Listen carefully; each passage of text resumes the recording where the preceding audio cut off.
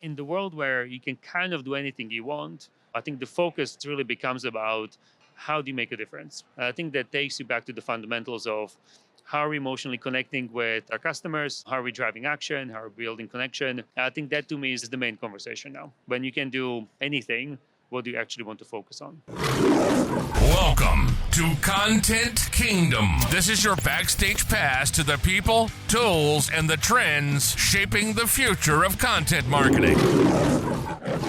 And welcome to another episode of Content Kingdom. I am your host, David G. Ewing, and we are in the wild at Content Marketing World 2025, where I have my guest, Tomas Gonsorcik, and we are here to discuss content and content strategy. So, Tomas, glad to have you, man. Welcome to Content Kingdom. Thank you for having me. It's great to be here. How All are right. you?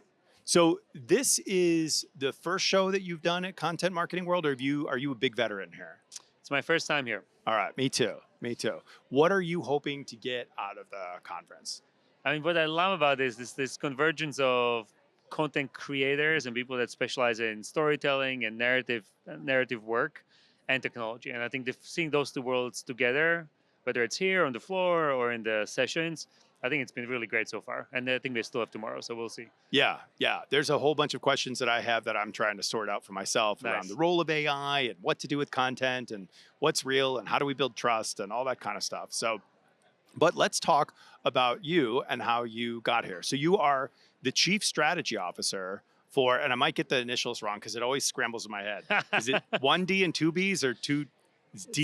Doyle, Dane, Burnback. DDB. There we go. Yes, let's try not to screw that up. Okay, so DDB, you're the Chief Strategy Officer. And so tell me, what does a Chief Strategy Officer do?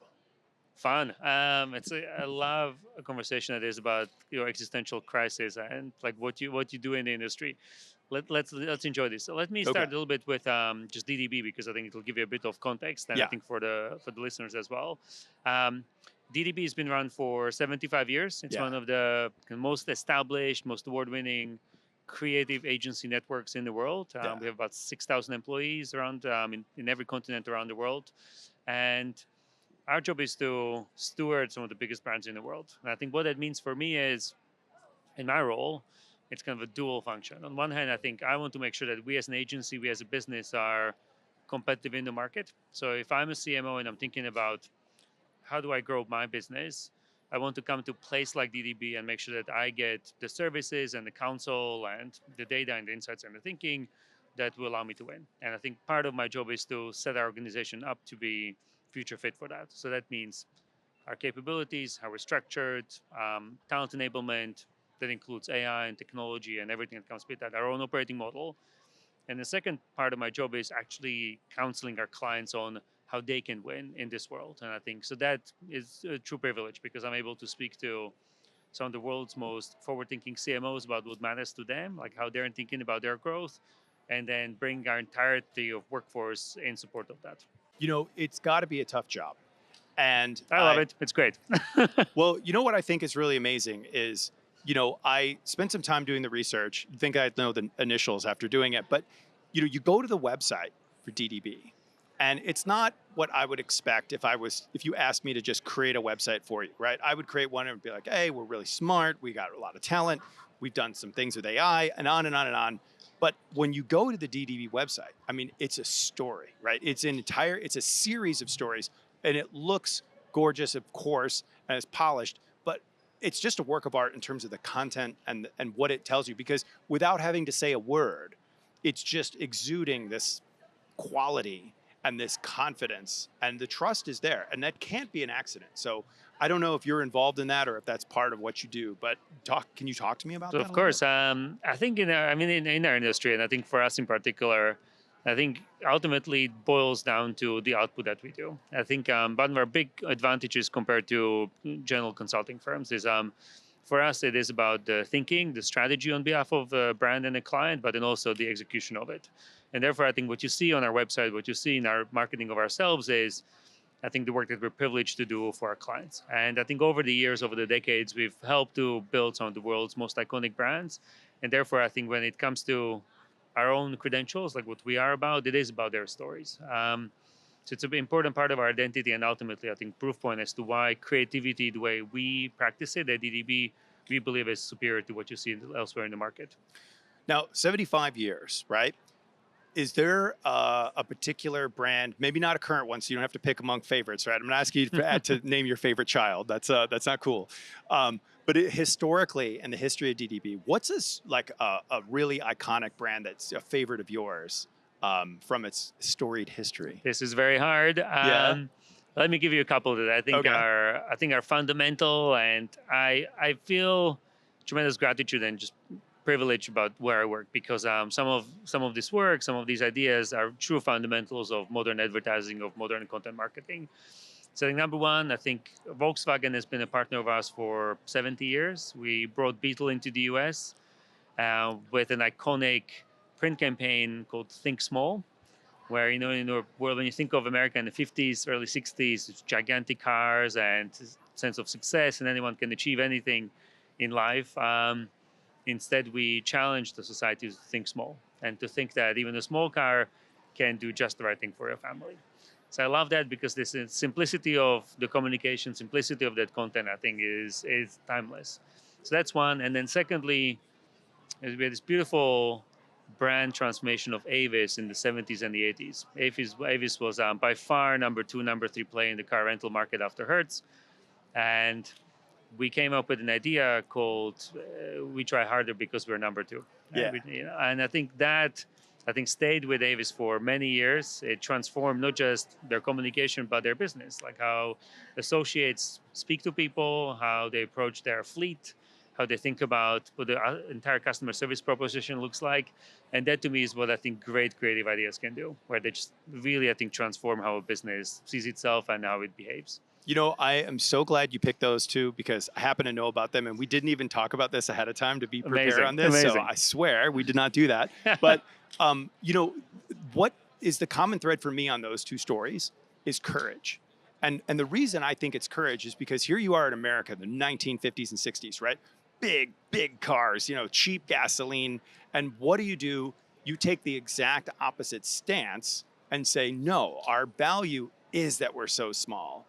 And you appeal to everyone iconically with the opposite of when is it that you go into business and say, you know what? Oh, you want something that's, blue? Well, I'm going to give you red. It's going to be awesome. You want big? I'll give you small. And yet it worked. It was courage to really find that extra space. And then with Avis, has anyone ever said, you know what we're going to be proud of?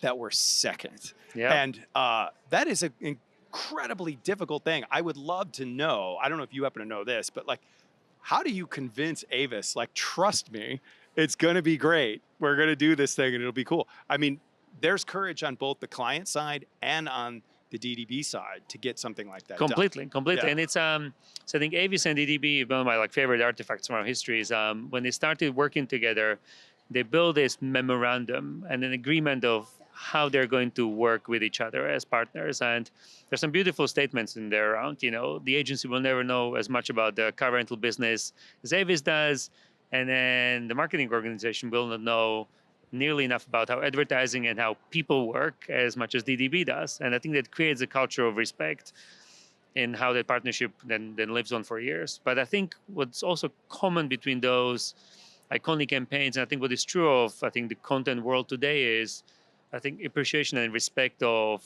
the end consumer, the end audience, and the fact that actually your average person who's trying to make their ends meet, who's trying to provide a good life for their family, they're smart. They know what's good for them, they know what's good for their family. And I think brands, too often try to spoon feed something to people or try to second guess what's good for people. Whereas in fact, if you treat them as people who are smart, who know what they want, and play into what matters to them, then magical things like this can happen. Got it. Now, I don't know if you can talk about specific customers from today, and I don't want to do anything that would put you in an uncomfortable position, but we are living in this age, and I think what people are talking about at this show is AI is here, right? So many things are fake. Everything is, synthesized and synthetic. And so, can you share with us some tips as to how do you do that? How do you treat people smart and leverage AI? How do you be authentic and go quickly and leverage all these tools. Yeah. Do you guys have some general thoughts on that? Like, what are you thinking about at DDB? Definitely. I mean, there's a beautiful tension in the current world that we're in when it comes to marketing and content marketing specifically. On one hand, it's never been easier for any brand, whether you're a creator or marketing organization, to get to the same starting line. Because with the appropriate data set and technology stack, you can produce good looking, engaging content very quickly. So I think if everyone gets to the same starting line, what's the true competitive advantage? What's the true point of difference? And I truly believe that what is different is the messiness of creativity, messiness of people, and our boldness in the way we think about the type of dreams we have for the brands that we work with and for the clients that we work with. So I think there is, I think what's interesting, that's interesting because what it means is it's very tempting to what I call kind of jump on the content treadmill and feed every single channel that's available to a brand with content that looks just about great, that is just about personalized, and that just about kind of meets the budget requirements that you have. What we also know is that 70, 80% of content that just lives out there never hits enough of a threshold where it gets to people and actually drives action. And more than that, most content doesn't emotionally engage with people. And I think what it means is it doesn't drive action. So I think in the world where you can kind of do anything you want, I think the strategic focus really becomes about how do you make a difference. And I think that takes you back to the fundamentals of how are we emotionally connecting with our customers, how are we driving action, how are we building connection. And I think that to me is the main conversation now. When you can do anything, what do you actually want to focus on? Got it. So it's kind of the idea that I can go onto Midjourney and I can ask Midjourney to make me a beautiful image that might hit the mark for me. So at like Content Line, for example, give me a cyber lion that does something interesting. Great, I can do it, and it looks maybe almost as good as like a professional. So I'm at the starting line. Got it. But the courage that, to be number 2 or to go small instead of big, or those, like, where's the AI tool that's like, what you need to do? You need to do the opposite of what everybody's telling you to do. And yet, not all the time, right? So I see your point that it's about creativity and courage and bringing those together. And I think that's a really important leadership lesson there. Completely. It almost means that like you guys are actually more like marketing leaders than you are just like the creative agency these days, right? I think it's fundamental. I think from leadership standpoint, if you run an organization of any size, I think it's fundamental that you take this seriously. Because I think, for instance, the AI enablement program that I've been running inside DDB around the world, we call it 10x. And I think the reason for that is what we want to do is 10x our people's potential. And I think that means their creative thinking, that means their creative capabilities, that means all the passion that they have for the work that they do. What we are not so interested in is getting there faster, cheaper, more efficiently. Because of course that's table stakes, but it has to be about the potential. Because I'm sure, you've seen this too, I'm sure. Without that sort of a critical eye, I think generally available generative AI can get us very comfortable with the flatness very quickly. Where I think if you look at it, we did some proprietary research on synthetic audiences and types of insights you can get from synthetic audiences. It gets you to maybe 70-80% of the truth. Now that might be good enough in general, but those remaining 20% is where that competitive advantage actually happens, where you truly understand what matters to people, that actually want to go small instead of big, that they want to root for the underdog as opposed to the number one. And I think that's why I would always just encourage everyone. AI is great, but just really push it, really push the technology and push yourself to see what the true advantage could be. That reminds me of something I remember reading, and I can't remember the book exactly, but I'm gonna try to attribute it to John Capel's Tested Advertising Let's Methods. do it. That's like the classic book. It's older than dirt, but it's still got a lot of timeless principles in it. And one of them that I go back to a lot is he wrote, the difference between a good headline and a moderate headline, like not even a bad one, just an average performing headline, 17x. 17 times as much results from that amazing headline that, when you get a win. And so I guess the thing that I'm wondering about right now, and I've been trying to like seek for answers, is how do we test and empirically find with AI or other tools, where the 17x is in digital, Yep. in in podcasting, and video, and any of these AI generated things. Do you have some thoughts as to like testing? Because that I think is the other place that I think we have an opportunity to grow. So I'll try to be brief, but it's a huge passion for me. Effectiveness of the content investment and kind of how do we enter the market with the most effective content. The general framing that I use is this notion of emotional advantage that brands either have or they don't. And what I mean by that is, as a brand, I think your objective in this highly saturated, overwhelming world for general population, the best thing any brand can do is to consistently deliver the same emotion and the same emotional takeaway to people time and time again through every touch point, whether that's speaking to a customer service associate, a retail associate, when you open up the packaging of the product that you just bought, you're seeing a piece of advertising out there, consistent emotion. Because what that emotion creates is a memory structure in people's minds about, okay, this brand means safety. Like they'll always protect me. This brand means a quick moment of uplift. When I feel my days kind of turning for the worse, I can just go to my favorite QSR restaurant and it's going to give me a moment of uplift. And I think that memory structure becomes fundamental. It takes time to build, and it takes consistency and discipline and commitment to build it. But then once you have it, you know what that headline should be saying, because you know what kind of takeaway it's trying to generate. So instead of guessing what in the moment might work for the consumer, you know what the long-term impact you want to be achieving. And therefore, the role of the creative variation or campaign that you run in and out, week in, week out, are more dependent on the cultural context, the personal context of the consumer, but the memory structure of the emotion you want to be delivering has to stay consistent. So in that sense, I think, for instance, we've just in our agency, we developed a proprietary kind of quant testing methodology that allows us to look at the brand, look at creative, and evaluate from quant standpoint, like, does this piece of work deliver on the emotion? But there are other great solutions out there that kind of try to mirror what that could look like. Can you share an example, maybe a client or maybe not a client, of just something that would have that consistent emotion that you really like? So I kind of alluded to a little bit, I think, with kind of this emotional uplift, and it's McDonald's. So I think the Golden Arches, and that's a long-standing partner of ours that we're very proud of. And the McDonald's talk about delivering feel-good moments of feel-good, moments of uplift. Yeah. And that is in the product. It's every single menu item. It's the restaurant experience. It's all the content that's around it. But they are obsessive about it, and they're very methodical about it, and it delivers, right? When you watch their investor reports and their readouts with the street, the CFO is talking about the impact that the brand and the content that they puts out there, the impact that it has on the share price. Yeah, I'm loving it, right? There you go. There we go. There you go. Yeah, okay. So that makes sense. And yeah, you're right. There's always a feel-good moment, whether it's the play structure that your kids are jumping up and down and you're really happy that the kids are there, or, the food tastes amazing. And, exactly. It's all that stuff. It's always a great time. So, all right, got it.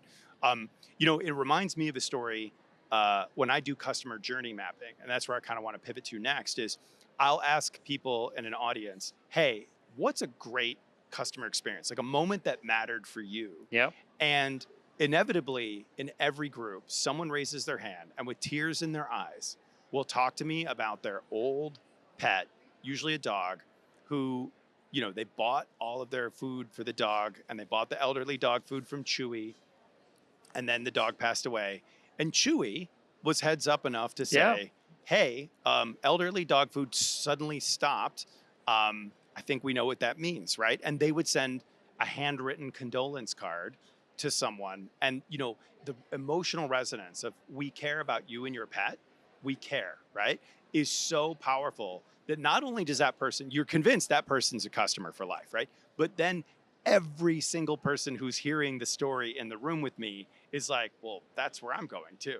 I want to buy my pet food from Chewy because of that. It's an extraordinary story. So, talk to me, if you will, about how do you approach moments that matter? Because it seems like that's a powerful opportunity for every brand. I love that question.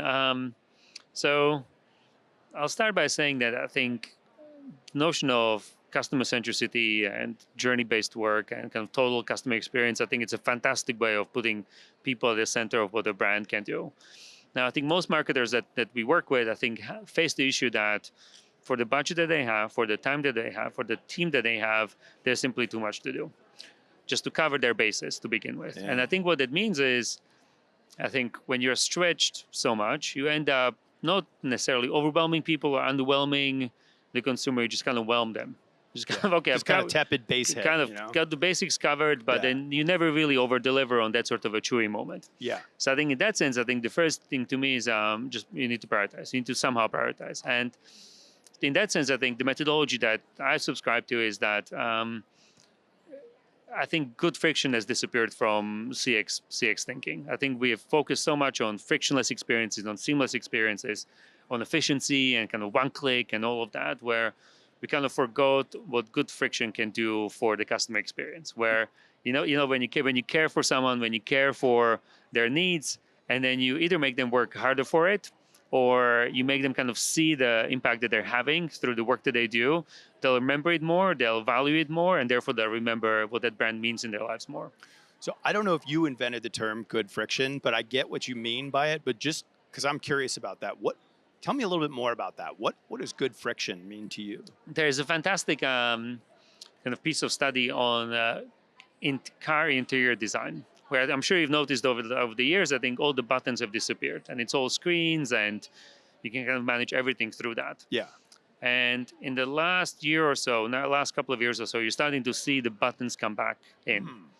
And that is because people have more rewarding experience where they can actually press something and physically feel like they're achieving something, as opposed to just tapping a screen or moving with something. That comes from a really powerful behavioral insight that if you work a little bit harder for something, you will put more value onto it. Okay. And in our world, we call it designing experiences that hit the perfect emotional threshold, below the threshold, it's just too annoying. Like, I don't want to go through this complicated buy flow. Like, I don't have time for this. Right. If it's too high, then you won't remember that you did it. You're like, okay, I don't even, like, I just one click something on Instagram, bought it, and I don't remember what the brand is that I bought it from. But I know it's coming my way and I'll get the product, but I genuinely, if you ask me, like, I can't remember what the name of the brand is. Got it. So having that sweet moment in the middle where there's just enough work, where you feel like you can remember why this mattered to you, that's where I think you can really stand out and you can create a real point of difference. That is fascinating because I can relate to that, where I've been scrolling through Instagram, I see something cool, I click it. I can't tell you what that brand is, but I bought their product and it was like so fast to go through the checkout process. I put in my phone number and I was done. And the product is in my drawer or wherever, and I couldn't tell you what it was. That's the thing with D2C brands and social first. You know what I mean? Like, yeah, that's a really interesting insight. It's a bit of a boom and bust, because you can really quickly build audiences on social and be really effective in driving sales quickly. But if you're trying to build a long-term business, you have to build those memory structures. Interesting. Wow, that is fascinating.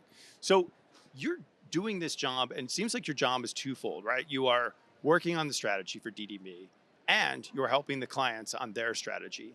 I mean, either of those is an exhausting and big job. And like, what's a day look like for you? How do you break down your day, and how do you get your arms around executing across both of those dimensions in your job? Thank you so much. I mean, I love what I do, so it's a privilege to do the job that I have every day. I think when I think about the leadership role like this one, I think my job is very much about enabling and scaling teams. So my job is to create the infrastructure for people to work within and then enable them. So I think, I'm lucky to have a global role. So my day starts in Singapore and ends, back on the West Coast, for instance. But it's very much about making sure that we all have clarity about what success looks like, what that vision looks like. And I think that is about emotional advantage, that is about emotional threshold, that is about creating growth for our clients. And then building flexible enough of a framework for our teams to be successful within. I think that means that there's a level of narrative and operational rigor that we put into how we operate. But then also, I think big part of my focus is to enable innovation from bottom up. So I think I do a lot of kind of scanning how different teams around the world approach their client work, what success looks like, pick those best practices and scale them across the organization. So days are busy, days are very long, but I think it's tremendously rewarding. From Singapore to California, do you ever sleep? Of course. I mean, like I have a 9-year-old son, and I think beautiful family. So I think it's that balance is really important. I think there's a really interesting book called Resilience in Workplace. I think it's called Rebuilders. And it's this notion of, if you're an athlete, like you, of course, perform on the field, but then you have to rest, you have to recover, you have to go to the gym. All of that makes you a high-performing athlete. And I think in the workplace, we don't often treat ourselves that way. We feel like we have to go all the time until we can't. And I think that's where I think we can all feel it. So I've got to ask, what do you do to recharge your batteries? I picked up trail running, so this is it's a super like self-flagellating sport, but it's hugely rewarding. Nice. Yeah. All right, so back to strategy for a minute though. So my first job out of college was strategy, and I worked in as a strategy consultant. I would deliver strategy documents to people, and then we were done with our job, and I would never know what they did with that strategy document. And so I was always, I left that job, not because I didn't like the work culture or anything else, because I was just frustrated because I wanted to know what happened next, And so walk me through, how do you measure success for yourself when you're thinking about strategy, when it can be big picture, it can be nebulous. If you have 60 different teams to how do you measure success? I think you're right. I think strategy can sometimes feel like an exercise in being smart and demonstrating everything that you've learned and kind of your understanding of the world. But ultimately, it has to be an art and science of decision making and making choices to drive outcomes. So I think what truly matters to me is that whether it's our own business or whether it's our client business, is that we stay truly focused on our outcomes. That is our client success and their growth. I think the beauty of how we operate is we integrate strategy and execution. So I think if a client comes to us, we start with problem definition and kind of having a true strategic conversation about how to win in the current marketplace. But then we're also in charge of the full execution. So I think that's I completely empathize with you. I think it's tough to deliver the thinking and then you don't know what's going to happen. In our world, I think we get to see the outcome in people's lives, be able to measure it, and then kind of go back and kind of analyze those outcomes together. Okay. Well, we still have about 24 hours left of this show. What do you want to accomplish in the remaining 24 hours we have here? Well, we have a keynote presentation tomorrow morning, so I'm hoping to be entertaining and insightful during that session. And then I'm hoping to learn as much about the current content marketing space as possible. So I think it's great. I think it's very buzzy here, so I'm excited to get out there. Now, we won't be releasing this episode till after that presentation is over. So can you share some thoughts with us about what you're going to be talking about, or is it still too close to the vest? No, it's all good. Okay. I mean, we'll be sharing breakthrough examples of content and campaigns that disproportionately impact people's lives compared to the investment that they're making. So I think in partnership with Cannes Lions and the FE Worldwide Organization, we'll be showcasing some of the most award-winning work in the US and around the world, and kind of unpacking what those kind of common traits are. Okay. You feel like you're ready? That should be fun. I think it's. I think there's like a smoke machine. I'm led to believe that it's a full-on show. So nice. We'll do our best. All right. Good luck going through the smoke machine. Make sure there's nothing to trip on. I did that once and I tripped. It was not good. So so hang in there. That's funny. If people want to learn more about you and about DDB, where's the best place for them to go? I mean, the website's great. It is. It's a great website. Have a look, and then I think LinkedIn is our platform of choice. So I think get in touch. We're quite present in events, but I think that those are the main spaces for us. Got it. Tomas, thank you so much for being on Content Kingdom. It's been a pleasure having you. Thank you so much. All right. Take care.